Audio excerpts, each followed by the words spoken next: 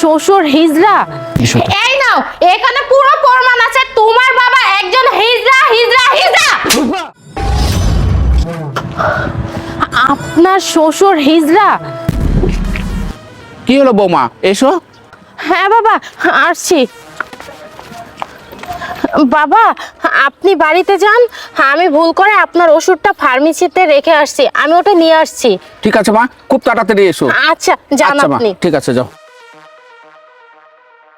এই ছেলে, এই দাঁড়া বলছি, এই দাঁড়া। এই তুই কি আমাকে ইচ্ছে করে ধাক্কা মেরেছিস? আর পিছনে যে লেখাটা, ওইটা কি আমাকে উদ্দেশ্য করে লিখেছিস? হ্যাঁ ম্যাডাম, আমি আমার পিছনে যে লেখাটা লিখেছি সেটা আমি আপনাকে উদ্দেশ্য করে লিখেছি। এই তোর সাহস কত বড়, তুই আমাকে চিনিস যে তুই পিছনে লিখেছিস আপনার শ্বশুর একজন হিজড়া? এই তোর কি কমন সেন্স নেই? আমার শ্বশুর যদি হিজড়াই হয় তাহলে আমার স্বামী কোথা থেকে এসেছে বল? ম্যাডাম শুনুন, আপনি তো উত্তেজিত হন না, আমার কমন সেন্সের অভাব নেই, আমার কমন সেন্স ঠিকই আছে। আপনার শ্বশুর হিজড়া মানে হিজড়া, আমি যেটা বলেছি ঠিকই বলেছি। আর শুনুন, আপনার সাথে না এত কথা বলার সময় আমার হাতে নেই, আপনাকে আমার বলার দরকার, আমি বলছি। এখন আপনি যদি বিশ্বাস করেন তো করলেন, আর যদি না করেন তাহলে তো আরো ভালো। আপনি থাকেন, আমি গেলাম। এই এই ছেলে শুন বলছি, শুন। আরে ছেলেটা এটা কি বলে গেল? বিষয়টা তো আমার সন্দেহজনক মনে হচ্ছে। যেভাবেই হোক এটা আমার তল্লাশা করতেই হবে, আসলে কি আমার শ্বশুর হিজড়া কিনা। এই কি হয়েছে? তুমি আমাকে এত ইমার্জেন্সি ডাকলে কেন? জানো আমার অফিসের কাজ ফেলে রেখে আমাকে আসতে হলো। দরকার আছে বলেই তো তোমাকে আমি ডেকেছি। আজকে তোমার সব কাজ পড়ে, আমার প্রশ্নের উত্তর তোমাকে দিতে হবে। প্রশ্নের উত্তর মানে? আর তুমি এভাবে উত্তেজিত ভাষায় কথা বলছো কেন? উত্তেজিত হব না? আর কি হয়েছে একটু পরেই তুমি টের পাবে, এসো আমার সাথে। রূপা, কি হয়েছে বলো তো? তোমার এমন কি এমন প্রশ্ন আছে? কি হয়েছে আগে তুমি আমাকে সত্যি করে বলো, এই লোকটা কি তোমার বাবা? হ্যাঁ বাবা। কেন, কোনো সন্দেহ আছে নাকি? সন্দেহ আছে বলেই তো তোমাকে আমি জিজ্ঞেস করছি।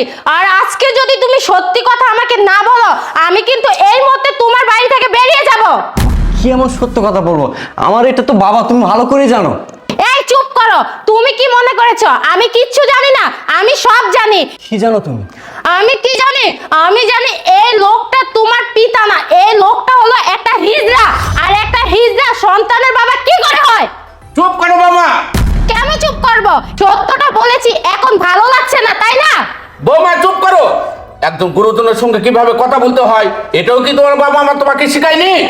একজন গুরুজনের সাথে কিভাবে কথা বলতে হয় সেটা আমাকে শিখিয়েছে, কিন্তু একটা হিজড়ার সাথে কিভাবে কথা বলতে হয় সেটা আমাকে শিখায়নি। চুপ করো বাবা। কেন চুপ করব? আপনি একজন হিজড়া, এর থেকে ভালো ব্যবহার আপনার সাথে করতে পারবো না। রূপা, তুমি কি এসব উল্টাপাল্টা কথা বলতেছো? আমার বাবা কেন হিজড়া হবে?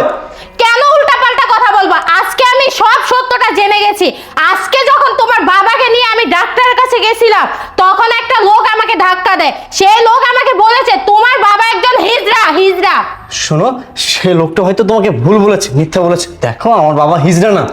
তোমার বাবা যে একজন হিজড়া সেই প্রমাণ আমার কাছে আছে, তোমাকে এখনই দেখাচ্ছি। রূপা, রূপা, রূপা।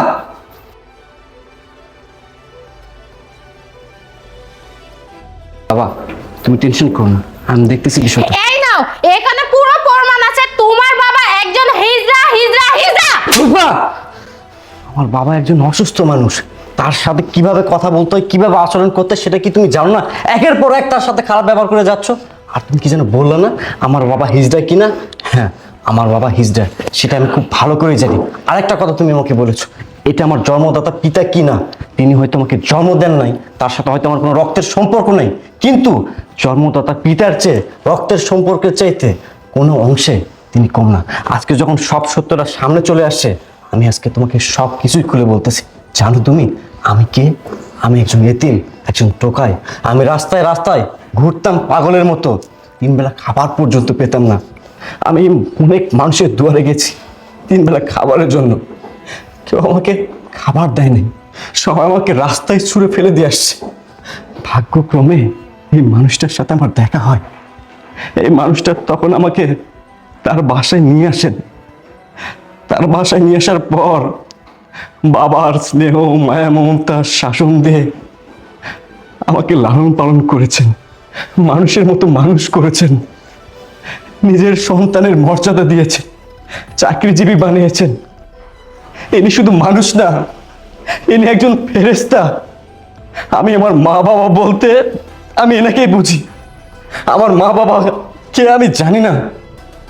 এই মানুষটাই আমার কাছে সব কিছু। এই মানুষটাই আমার কাছে আমার মাথার তাজ। এটাই হলো সত্য ঘটনা রূপা। ও এটাই সত্যি, এটা তোমার আসল বাবা না, তুমি একজন রাস্তার ছেলে। আর আমি এতদিন একটা রাস্তার ছেলের সাথে সংসার করেছিলাম। আমি তো তোমাকে ভালোবাসতাম তোমার অর্থ সম্পদ দেখে। এখন যেহেতু তুমি একটা রাস্তার ছেলে, তোমার কোনো কিচ্ছুই নেই। আর যাই হোক, আমার মতো মেয়ে তোমার সাথে সংসার করবে না। আমি এই মুহূর্তে তোমার বাড়ি থেকে চলে যাব।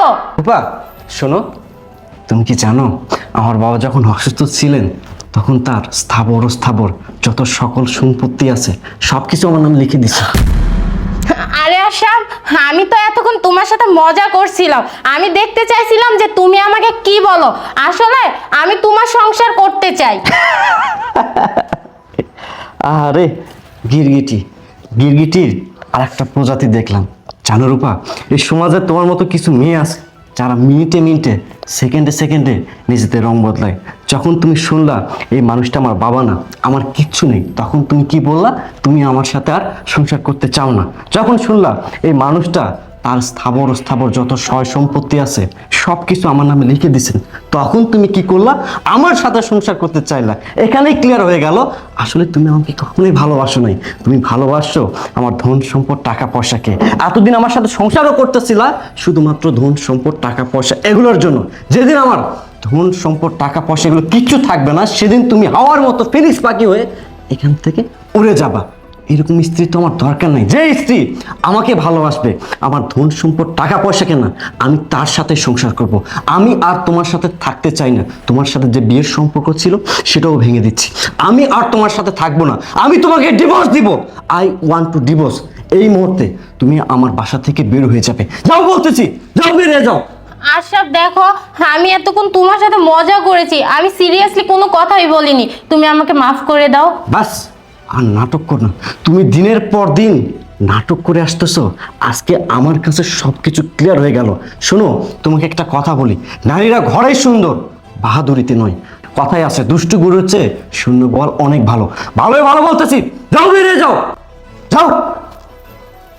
বাবা, ওই কালনাগিনীর পক্ষ থেকে আমি তোমার কাছে ক্ষমা চাচ্ছি বাবা। আমি তোমার জন্য সব কিছু করতে পারি। আমি মা বাবা বলতে তোমাকেই বুঝি। তুমি ছাড়া এই দুনিয়াতে আমার তো আপনজন বলতে কেউ নেই বাবা। ঠিক আছে বাবা, আমি মন থেকে দোয়া করতেছি আল্লাহ পাক যেন তোমাকে আরো বড় করে বাবা, আরো বড় করে।